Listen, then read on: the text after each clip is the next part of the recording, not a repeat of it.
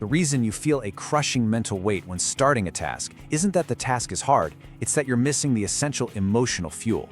We'll show you the system for identifying and generating the psychological energy required for instant action.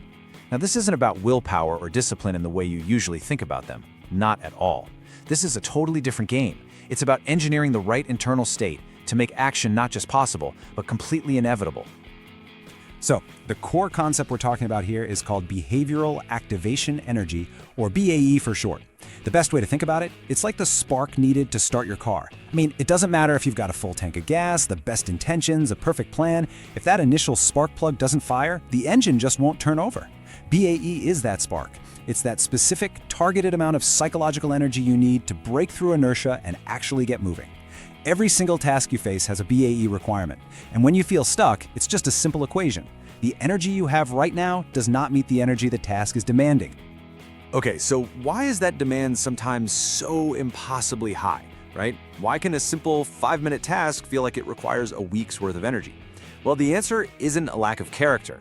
It's a conflict that's happening deep inside your brain's architecture. It is a neurological tug-of-war, and for most of us, the wrong side has been winning for years. This feeling, this invisible wall you hit, it actually has a name: initiation paralysis. It's that state of being completely frozen, even when you're painfully aware of what's going to happen if you don't act. And just giving it a name is the first step, because it validates the experience. This is a real, definable neurobiological thing, not a personal failing or you just being lazy. It's your brain literally slamming on the brakes right when you need to hit the gas.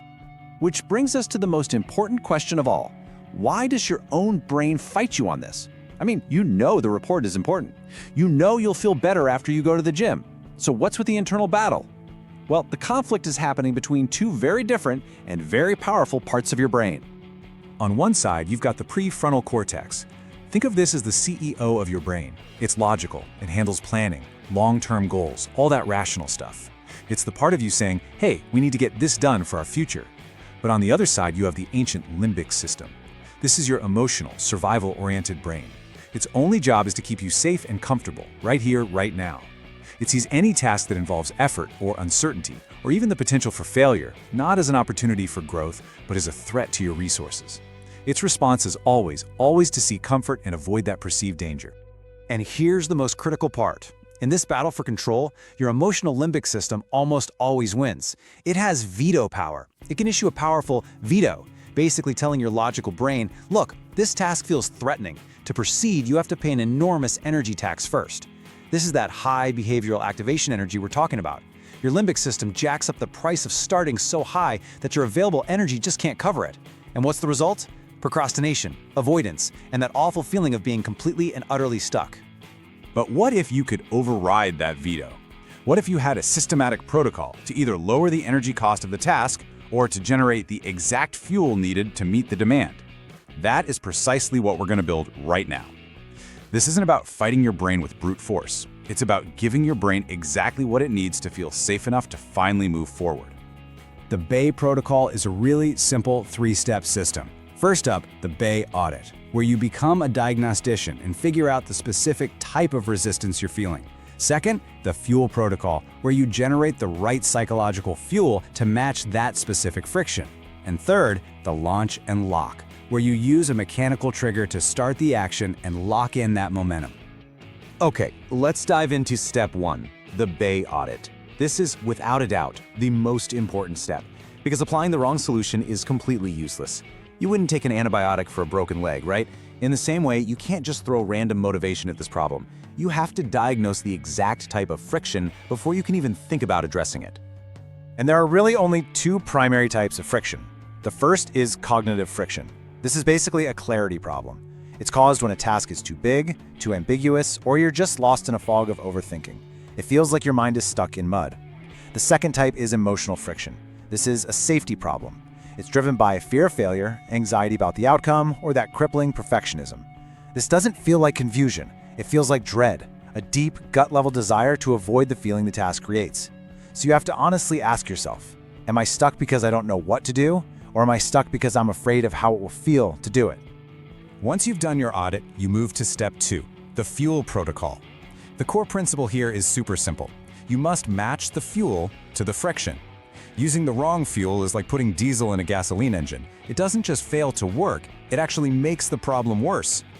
So here's the solution map. If your audit reveals cognitive friction, that feeling of being overwhelmed and unclear, your fuel is simplification. Your one and only goal is to define the tiniest, most microscopic next physical action. Not write the report, but open a new document and type a single headline. If it takes more than 2 minutes, it's too big. But if your audit reveals emotional friction, that deep sense of dread or anxiety, you need a totally different fuel. You need dopamine fuel. This means you have to change your physical state to change your mental state. Put on a high-energy song, stand up and repeat a powerful affirmation, or do 10 jumping jacks. The goal is to physiologically prime your body and trigger a dopamine release, which acts as a direct chemical antidote to fear and hesitation. So you've diagnosed your friction. You've generated the right fuel. Now comes the most critical moment of all, the launch. This is where you convert all that potential energy into kinetic energy, and you lock in your progress for good. And all it takes is 2 minutes. We call this the 2-minute primer. It's so important to understand this is not about working for 2 minutes. It's about spending 2 dedicated minutes preparing for launch. Think of it like the pre-flight check that ensures a successful takeoff. Here's exactly how you run the drill. If you identified cognitive friction, set a timer for 2 minutes. Your only job is to simplify. Write down the absolute smallest first physical step. Open email. Find the file. Put on running shoes. That is it. If you identified emotional friction, set that same 2-minute timer and you prime your physiology. Don't think about it, just do it.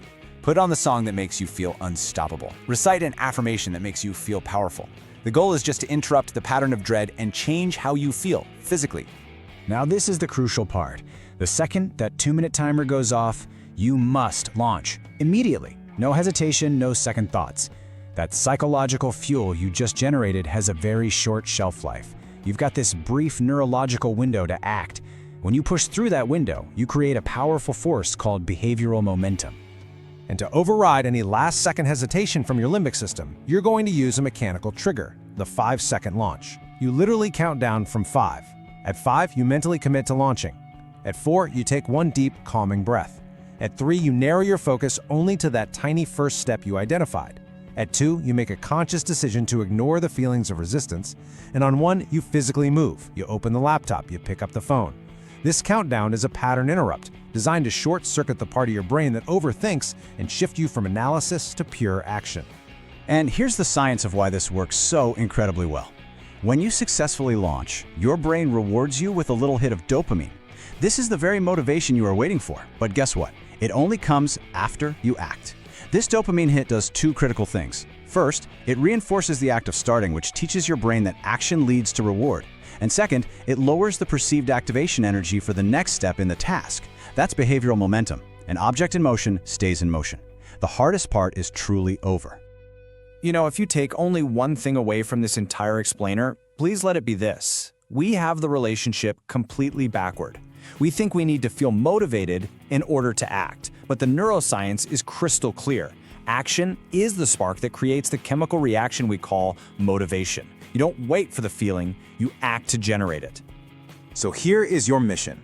I want you to think of the one task you have been dreading and avoiding the most. Sometime today, run the BAE protocol on it. First, audit the friction. Is it cognitive or is it emotional?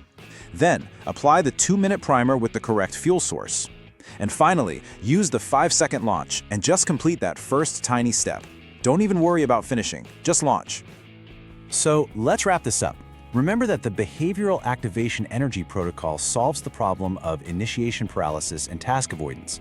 And why this matters is that it gives you a systematic way to match resistance with the correct fuel source. The BAE Audit and the Fuel Source Framework work because they let you bypass your brain's emotional veto and trigger behavioral activation. In the end, productivity isn't about doing more, it's about mastering systems that make focus effortless.